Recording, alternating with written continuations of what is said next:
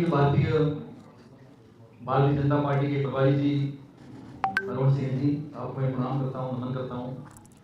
हमारे प्रदेश के ऊर्जावान और नौजवान प्रदेश अध्यक्ष और सांसद मेरे भाई सी जोशी जी, सह प्रभारी जी विजया जी, पूर्व प्रदेश अध्यक्ष अरुण चतुर्वेदी जी, मेरे बड़े भाई जो लंबे समय से हम साथ में रहकर काम कर रहे हैं, श्री राजेंद्र राठौड़ साहब, नारायण जी, अमर वागड़ के नेता और पूर्व मंत्री सुशील जी, मोतीलाल जी महामंत्री जी, यहाँ पर उपस्थित भारतीय जनता पार्टी परिवार के तमाम साथियों, मित्रों, तमाम संगठनों के पदाधिकारी, मीडिया के साथियों, सभी दोस्तों और मित्रों, कल शाम को दिल्ली में अमित शाह साहब और हमारे राष्ट्रीय अध्यक्ष जी नड्डा साहब से मुलाकात हुई और माननीय हमारे राजस्थान के युवा मुख्यमंत्री जी मुझे साथ लेके गए और मुझे भारतीय जनता पार्टी में आने का अवसर मिला।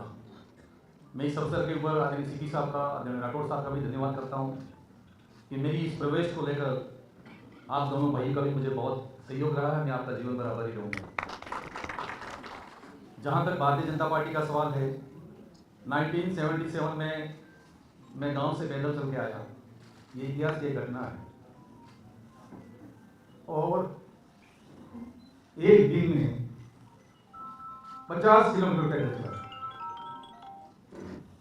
और विश्व हिंदू परिषद में मैंने विद्यार्थी परिषद के रूप में एडमिशन लिया और 9, 10, 11 के अंदर सिटी आर्ट्स एंड पढ़ रहा था। स्कूल का प्रेसिडेंट बना एबीवीपी के बैनर के नीचे। फर्स्ट ईयर में गया कॉलेज में, सेकेंड ईयर में गया कॉलेज का वाइस प्रेसिडेंट बना, अखिल भारतीय विद्यार्थी परिषद के वजह और थर्ड ईयर में जब गया, जब कॉलेज का वाइस प्रेसिडेंट से प्रेसिडेंट बना, पूरा बांसवाड़ा जिला का ग्रामीण अंचल का विद्यार्थी मेरे साथ था। तब भी मैं विद्यार्थी परिषद के बैनर के तरह कॉलेज का प्रेसिडेंट बना और इसके बाद उस समय तक भारतीय मजदूर संघ के साथ रहा। कुछ समय के बाद में मैं गांव का सरपंच बना और सरपंच एक दिन नहीं रहा और प्रधान बन गया और ये प्रधान मुझे निर्दलीय के रूप में बनना पड़ा। कांग्रेस पार्टी मुझे टिकट नहीं दिया। फिर सेकेंड बार मौका मिला, फिर भारतीय जनता पार्टी का सहयोग मुझे मिला, लेकिन कांग्रेस पार्टी ने मुझे टिकट नहीं दिया और प्रधान रहते हुए मेंबर ऑफ पार्लियामेंट बना 98 में और 1,14,570 वोट से मैं जीता और अटल बिहारी वाजपेयी जी की सरकार के अंदर में सम्मिलित हुआ। इसके बाद वापस आया, मैं 2 बार लगातार जिला प्रमुख बना और जिला प्रमुख के बाद में मैं 4 बार का विधायक रहा और वर्तमान में भी विधायक हूँ। कुछ समय के बाद में शायद मैं नहीं रहूँगा।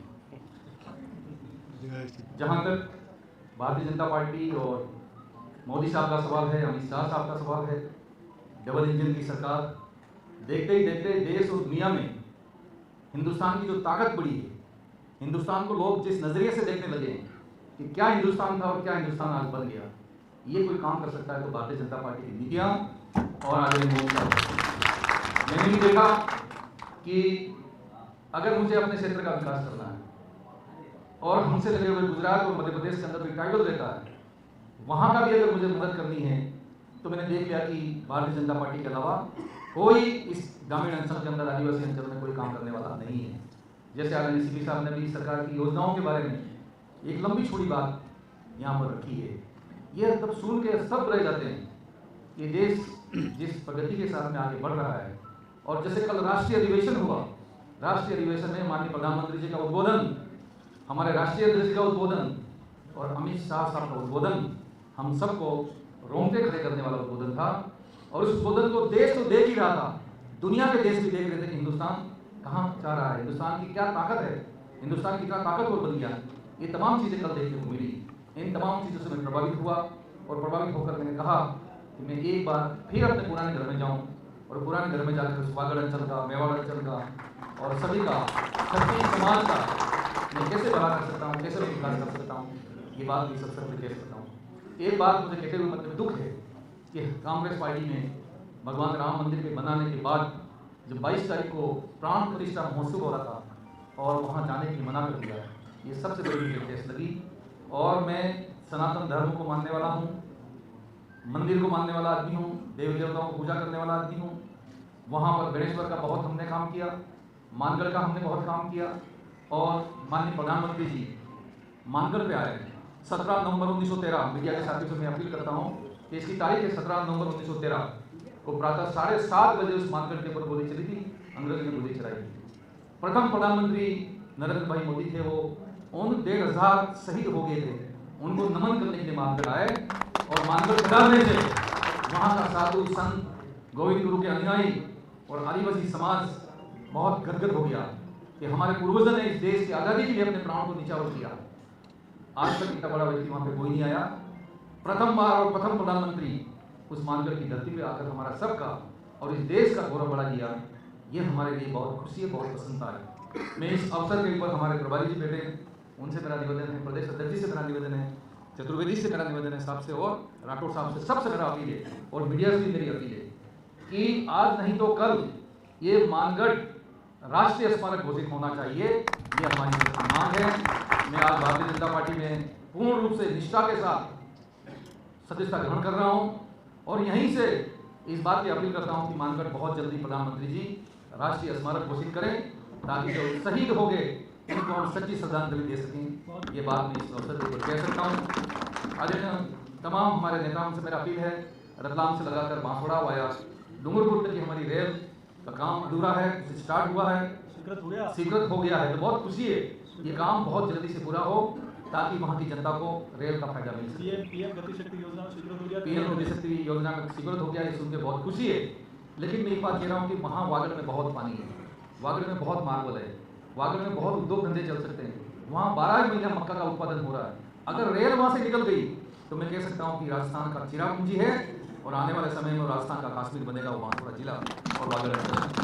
मैं निश्चित रूप से यही अपील करूँगा कि डबल इंजन की सरकार इन तमाम कामों को पूरा करेगा।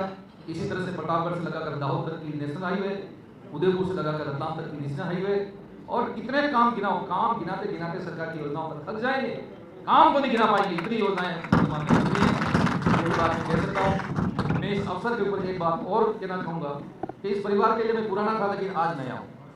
मैं यहीं से मेरे कार्यकर्ता हूँ जो आज वागड़ के अंचल के अंदर टीवी में बैठ के आज के इस कार्यक्रम को देख रहे होंगे, उनसे मेरी अपील है कि मेरे होते हुए कोई कार्यकर्ताओं का अपमान, कोई कार्यकर्ताओं का नुकसान किसी कीमत के ऊपर नहीं रहेगा और कंधे से कंधा मिलाकर काम करूंगा।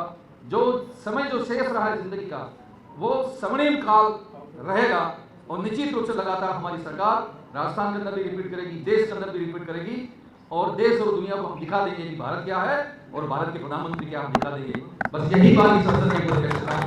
आप सबके प्रति आभार, बहुत बहुत धन्यवाद। जय हिंद, जय भारत। एक खराब नहीं कहना चाहता हूँ साहब कि मानगढ़ के ऊपर अंग्रेजों को जो भगाया था, मानगढ़ के ऊपर अंग्रेजों को भगाया था, उस वक्त वहां के आदिवासी तो गुरु गोविंद ने भजन गाया था कि मानगढ़ माते वैरा है पूरे किया नए मानो रे नए मानो, दिल्ली में हमारी कुर्सी है, अहमदाबाद मारी जद में पूरे किया नए मानो।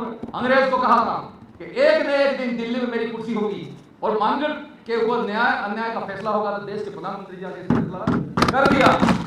इस अवसर के ऊपर मैं यही कहना चाहूंगा सभी को कि हम सबको मिलकर बहुत जल्दी जो चुनाव आ रहे हैं उस चुनाव के अंदर जुटे और जो लक्ष्य रखा 370 का और इंडिया का 400 का, उस कार्यक्रम के अंदर प्रत्येक व्यक्ति की भागीदारी होनी चाहिए। यही बात है कि अपनी बात को